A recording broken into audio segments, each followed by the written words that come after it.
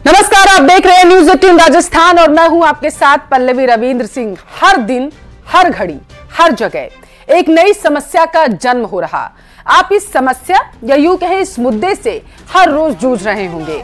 मुद्दा गंदगी के लगे अंबार का, मुद्दा अस्पताल की लचर व्यवस्थाओं का, मुद्दा सड़कों में गड्ढों का, मुद्दा ट्रैफिक व्यवस्था का, मुद्दा सरकार तक बात पहुंचाने का, मुद्दा अधिकारियों के गलत रवैये का, मुद्दा पेयजल संकट का, मुद्दा बिजली कटौती का, मुद्दा मुद्दा और मुद्दा। ना जाने ऐसे कितने मुद्दे हैं जिनसे आप हर दिन जूझ रहे होंगे।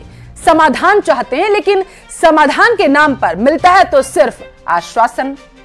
आपके इन मुद्दों की आवाज हम पहुंचाएंगे सरकार के कानों तक। इन्हीं मुद्दों पर हमारी खास पेशकश आपका मुद्दा, जहां होगी सिर्फ आपकी बात।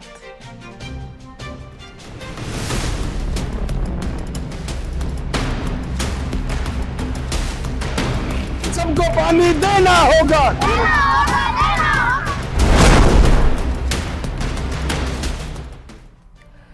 बात दौसा की। दौसा में वैसे तो पानी की समस्या बेहद आम, लेकिन इसके बाद अगर कोई समस्या है तो वो है ट्रैफिक की, जिसके चलते इलाके के लोग बेहद परेशान।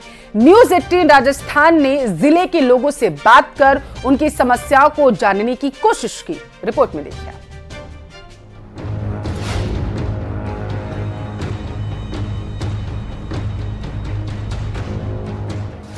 बदहाल ट्रैफिक व्यवस्था से परेशान लोग। शहर में ट्रैफिक की बहुत ज्यादा दिक्कत है। अतिक्रमण से घिरी शहर की सड़कें। बेतरतीब गाड़ियां खड़ी कर देते हैं लोग। गाड़ी चलाना तो दूर, चलना भी मुश्किल।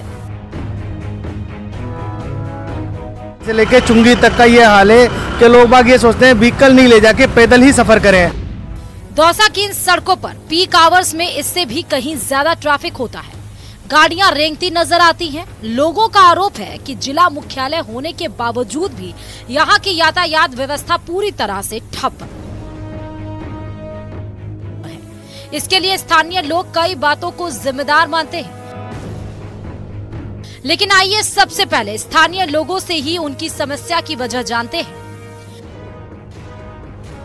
आज यहाँ से करीबन 300-400 मीटर दूरी पे गांधी तिराया, रेलवे स्टेशन वगैरह सारी जगह पुलिस थाना है, लेकिन वहाँ जाने में 4 से 5 मिनट लग जाती है, क्योंकि यहाँ पार्किंग की व्यवस्था है ही नहीं। जगह जगह बेतरतीब से रोड पे साधन लगा देते हैं। जगह जगह लकड़ियों की टाल, बैंड बाजे, जितनी जगह होती है आगे से आगे अतिक्रमण करने की कोशिश करते हैं। पार्किंग की जो गवर्नमेंट की तरफ से पार्किंग की कोई व्यवस्था नहीं है, ना तो मॉल के सामने व्यवस्था है, ना और कहीं पे ऐसी व्यवस्था है। इससे जो है रास्ता जाम हो जाता है। जबकि रात को हम निकलते हैं तो रोड जो है काफ़ी चौड़ा है, ऐसी कोई दिक्कत नहीं है। अगर पार्किंग व्यवस्था सही ढंग से हो जाए तो ट्रैफिक में आसानी रहेगी, ट्रैफिक जाम होने की स्थिति नहीं रहेगी। स्थानीय लोगों की बातों से इतना तो साफ हो गया कि यातायात व्यवस्था खराब होने की अहम वजह एक तो अतिक्रमण है और दूसरा पार्किंग का न होना, जिसकी वजह से लोग अपनी गाड़ियां सड़कों पर इधर उधर खड़े करते हैं और फिर सड़कों पर जाम के हालत बन जाते हैं।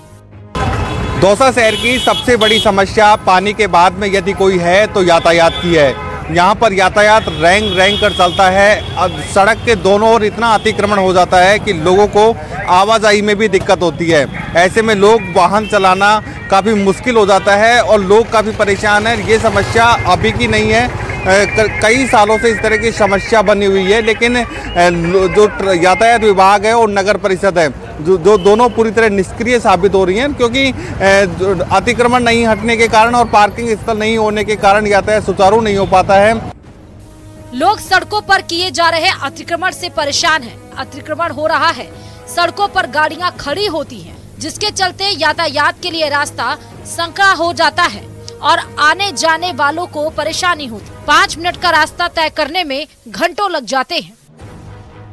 हाल है कि लोग बाग ये सोचते हैं व्हीकल नहीं ले जाके पैदल ही सफर करें, क्योंकि जमावड़ा इतना रहता है यातायात का। आए दिन लोगों की दुकानों के आगे लोग साधन खड़े कर जाते हैं और इतनी परेशानी होती है। लोग बाग ढूंढते फिरते हैं भाई किसका साधन है। कई बार एम्बुलेंस भी अटक जाती है यहाँ पर मतलब बहुत परेशानी होती है, मरीजों को भी काफ़ी दिक्कत होती है। कोई जो आदमी हॉस्पिटल जा रहा है तो उसको काफ़ी परेशानी होती है। आरोप है कि शहर में यातायात नियमों का पूरी तरह पालन नहीं हो रहा। अतिक्रमण और सड़कों पर वाहनों की पार्किंग के चलते शहर की चौड़ी सड़कें भी छोटी नजर आती हैं। न्यूज़ 18 राजस्थान ने लोगों की समस्या को लेकर जब जिम्मेदार लोगों से बात की तो वो एक दूसरे को जिम्मेदार ठहराते हुए नजर आए। नगर परिषद यातायात पुलिस को जिम्मेदार ठहराती है, जबकि यातायात पुलिस ने अतिक्रमण के खिलाफ कार्रवाई न करने के लिए नगर परिषद को ही जिम्मेदार बताया है।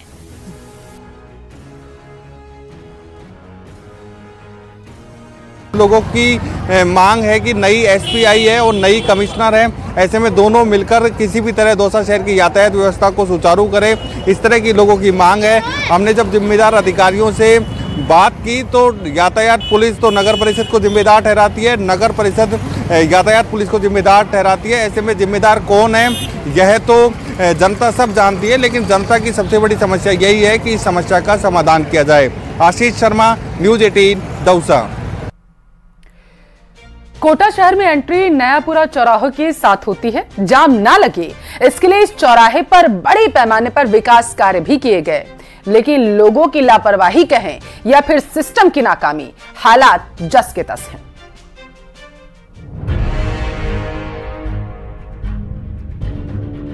ना संकरी गलियां, ना तंग सड़कें, फिर आवाजाही क्यों बनती है मुसीबत? सड़क पर बेतरतीब खड़े वाहन, सिविक सेंस की कमी बनी आफत, ट्रैफिक जैम ने किया हलकान। जरा सोचिए, आप जल्द से जल्द मंजिल तक पहुंचना चाहते हो, तय समय से पहले घर से निकले भी हो, लेकिन सड़क पर बेतरतीब खड़े वाहन आपकी राह रोक रहे हो, तो आप पर क्या गुजरेगी? आप किसे कोसिएगा? अपनी बेबसी के लिए किसे दोष दीजिएगा? ऐसा नहीं है कि सड़कें सकरी है, वजह यह कि बेतरतीब तरीके से जो वाहन है वो जहां के तहां खड़े होते हैं, कई घंटों तक खड़े रहते हैं और ऐसे में जाम जैसे हालात बनते हैं। नयापुरा चौराहे की ये तस्वीर है, देखेंगे आप तो यहाँ पर जो प्राइवेट बसेज हैं वो यहाँ पर खड़ी होती हैं, ऑटो यहाँ पर लगे होते हैं, टू व्हीलर्स यहाँ पर लोग लगा करके छोड़ करके चले जाते हैं। इस इलाके में रहने वाले लोगों के लिए तय समय पर मंजिल पर पहुंचना जंग जीतने जैसा है। ये कोटा का मुख्य चौराहा है, प्रवेश द्वार कहा जाता है इसको। इस पर पूर्व मंत्री यूडीएच मंत्री शांति धारीवाल साहब ने 22 करोड़ रुपए खर्चा करा है और इतना कोटा शहर में सबसे सुंदर चौराहा बनाया गया है, जहाँ पे आम जनता आती है और बाहर जाती है।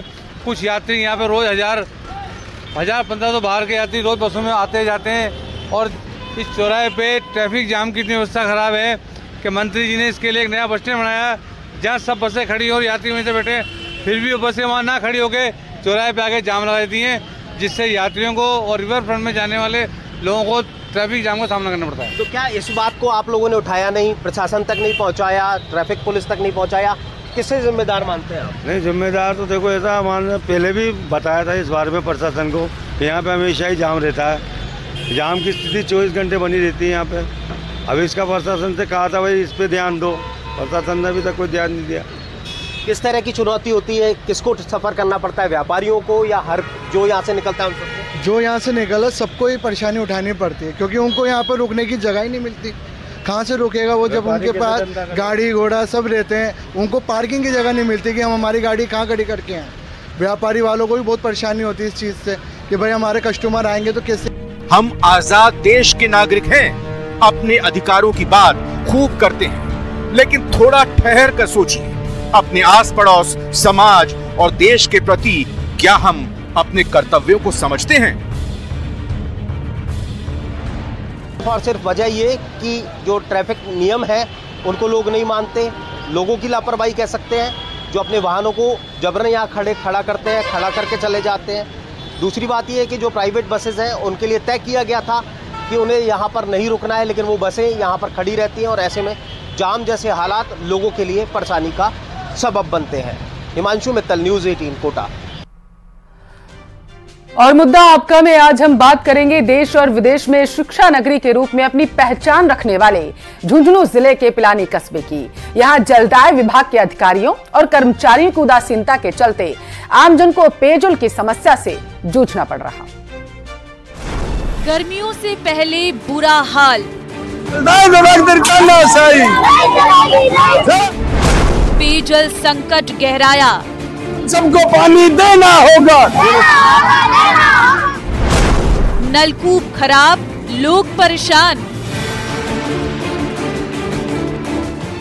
मौसम बदल रहा है, गर्मियां आने वाली हैं। ऐसे में गर्मियों से पहले ही पिलानी कस्बे के कई वार्डों में जलदाय विभाग के नलकूप खराब हो गई हैं।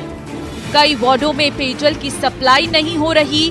बीते कुछ समय से पिलानी कस्बे के हालात ये हैं कि 2 से 3 दिन में एक बार ही पेयजल की सप्लाई दी जा रही है। वार्ड 34 में लोग 2 साल से पेयजल के संकट का सामना कर रहे हैं। हमने तो वैसे तो जी 2 साल हो लिए परेशान होते हुए, बाकी है ना 3 महीने से तो है ना एक बूंद भी पानी नहीं पहुँच रहा। 2 साल से एक आधा दिन पानी आता है, एक आधा दिन नहीं आता। अब तो है ना 3 महीने से तो बिल्कुल भी एक बूंद भी पानी नहीं आ रहा। वाटर बॉक्स वाले क्या बोलते हैं? वाटर बॉक्स वाले ये बोलते हैं, जाते हैं कि कर देंगे कर देंगे कर देंगे, लेकिन करते नहीं। कल परसों करते करते कोई सुनवाई नहीं कर रहा हमारी। पिलानी के लोग नलकूप के खराब होने की समस्या को लेकर महीने भर से जलदाय विभाग के अधिकारियों के चक्कर लगा रही हैं, मगर जलदाय विभाग के कान पर जूं तक नहीं रेंग रही है। पार्षद राजकुमार का कहना है कि स्थानीय स्तर से SE तक को पेयजल संकट और नलकूप खराबी की समस्या को लेकर अवगत कराया गया है। पिछले 5 सालों से लगातार इस पिलानी क्षेत्र में पानी की समस्या को लेकर आमजन इतना परेशान है कि पानी के लिए दर बदर भटकना पड़ता, रातों रात जगकर पानी की व्यवस्था करनी पड़ती है। मैं वार्ड नंबर 34 में हूं और 34 में भी ये हालत बद से बदतर हो रहे हैं। एक ट्यूबवेल है, पिछले 1.5-2 महीने से खराब पड़ा है और वाटर वर्क्स और जलदाय विभाग के जो अधिकारी हैं इस काम को लेकर और एक निरंकुशता दिखा रखी है। केवल छोटे से काम के लिए पंप का काम है, नहीं कर रहे हैं। वहीं महिलाओं ने बताया कि वार्ड में पेयजल की विकट समस्या है। पिलानी कस्बे में गर्मी से पहले पेयजल आपूर्ति को लेकर हालात इस तरह हैं, तो भीषण गर्मी के समय जल आपूर्ति किस तरह से हो पाएगी, ये बड़ा सवाल है। झुंझुनू के पिलानी कस्बे में इन दिनों पेयजल संकट गहराया हुआ है।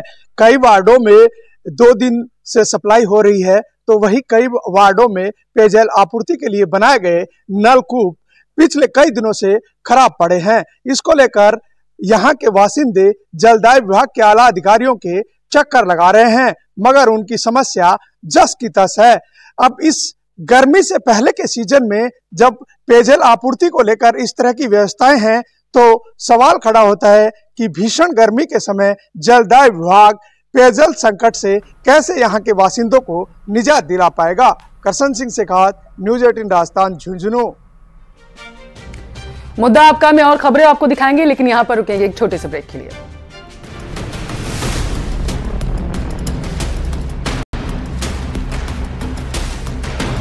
सबको पानी देना होगा।